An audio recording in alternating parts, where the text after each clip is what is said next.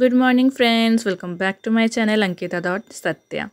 আজকে আরেকটা সুন্দর দিনে সুন্দর ভিডিও নিয়ে তোমাদের সামনে চলে আসলাম। আশা করছি তোমাদের সবার ভালো লাগবে।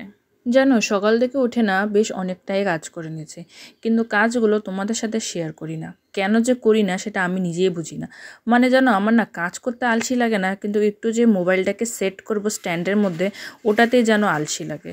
মানে মাঝে মধ্যে ভাবি আমি, আমার মতন মেয়ে আদৌ আছে? এখানে ভাই একটু ক্যামেরা করে দিচ্ছে আর একটু তোমাদেরকে ঝাড়ু দেওয়াটা দেখিয়ে দিলাম। এই দেখো, রৌদ্রের মধ্যে কি সুন্দর লাগছে না ফুলটা। যেন গতকাল আছে না, রৌদ্র ওঠেনি, বেশ একটা কুয়াশাময় আর প্রচণ্ড ঠান্ডা দিয়েছিল, কিন্তু দেখো আজকে কি সুন্দর রৌদ্র উঠেছে। রৌদ্র দেখেই মনটা একদম খুশি হয়ে গেল। আর এই ঝলমলে রোদে আমাদের সবুজ বাগানটা দেখতে কতটাই ভালো লাগছে বলো।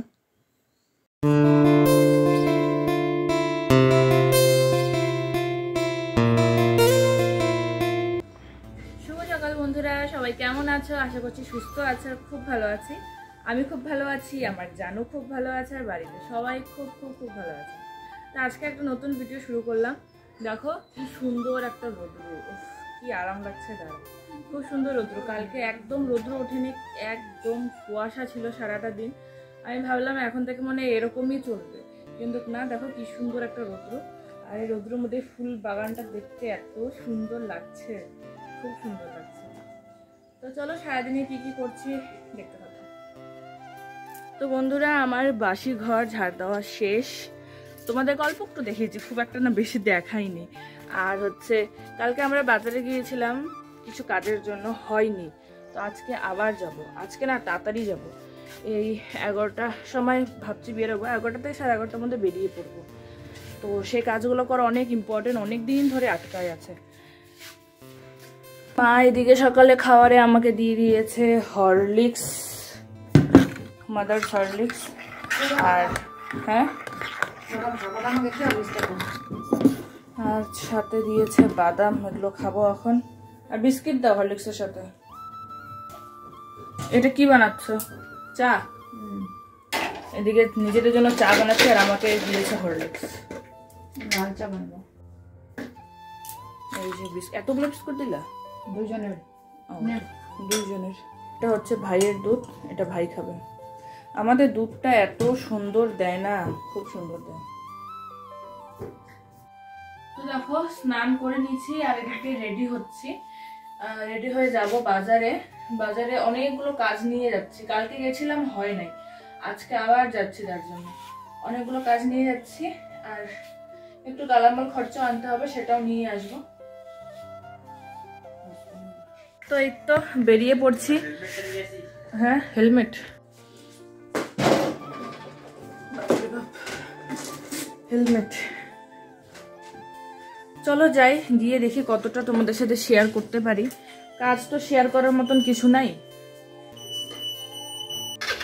খালি হচ্ছে সেটাই রেড নেই। এটা স্টার্ট দিতে টাইম লাগবে, অনেকদিন থেকে গাড়িটা বসা ইউজ করা হচ্ছে না, তার জন্য স্টার্ট দিতে টাইম লাগবে। কি হলো? হ্যাঁ রে, আধা রাস্তায়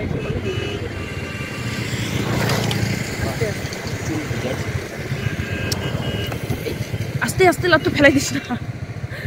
তো দেখো, আমরা আধা রাস্তায় আসছি, এখন ভাইয়ের মনে পড়লে হেলমেট পরতে হবে। কিরকম ড্রাইভার ভাবো, সামনে আসলে পুলিশ চেকিং আসছে, তার জন্য আধা রাস্তায় এসে মনে পড়লো।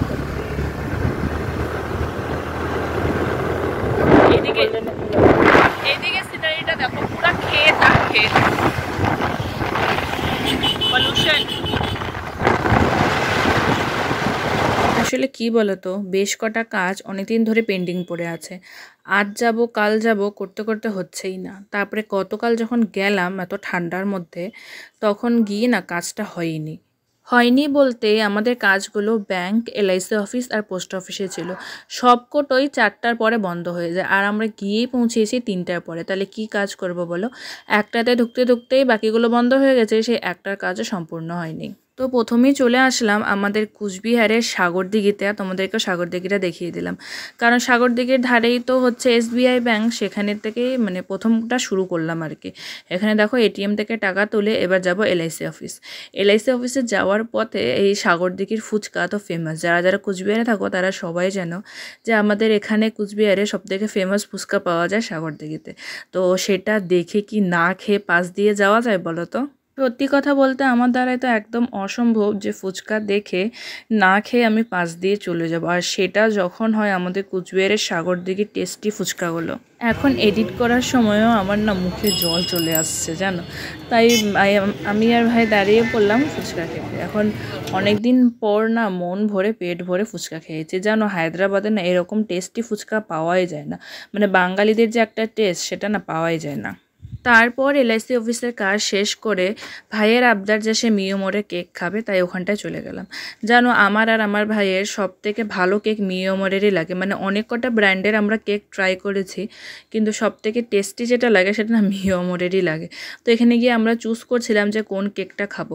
আমি খেয়েছি ব্ল্যাক ফরেস্ট পেস্ট্রি, ভাইও সেমই খেয়েছে, খালি ওটা এগলেস ছিল আর আমারটা এগ দেওয়া ছিল। তো চলো এখানে টেস্টি পেস্ট্রি খেয়ে তারপরে একটু চুজ করছিলাম কোন ইভেন্টের জন্য কোন কেকটা নেওয়া যায়। তো মাত্র আসলাম আর কি, এখন হচ্ছে ফ্রেশ হবো, ড্রেস চেঞ্জ করছি, আর এদিক দিয়ে মার রান্না হয়ে গেছে, ভাত বাড়ছে, এখন ভাত খাবো। আধা কাজ হলো না, যেমন খরচা আনা হলো না, রাজদীপের স্কুলের বেতন দেওয়া হলো না। রাজদীপ আসলে খেলতে যাবে, ওর নাকি টাইমই নেই, তার জন্য তাড়াতাড়ি করে চলে আসলো। ভিডিও পোস্ট করতেও লেট হয়ে যাচ্ছে, অলরেডি কটা বাজে, অলরেডি 2:30 বেজে গেছে। আজকে রান্নাতে হয়েছে ফুলকপি আর পালং শাক দিয়ে ঝোল, আর এইখানে হচ্ছে পালং পনির। এটা হচ্ছে রাজদীপের খাওয়ার, রাজদীপ এখনই খেয়ে যাবে খেলতে। ব্লগটাকে আমি এখানেই শেষ করছি। ব্লগটা ভালো লাগলে লাইক করে দিও।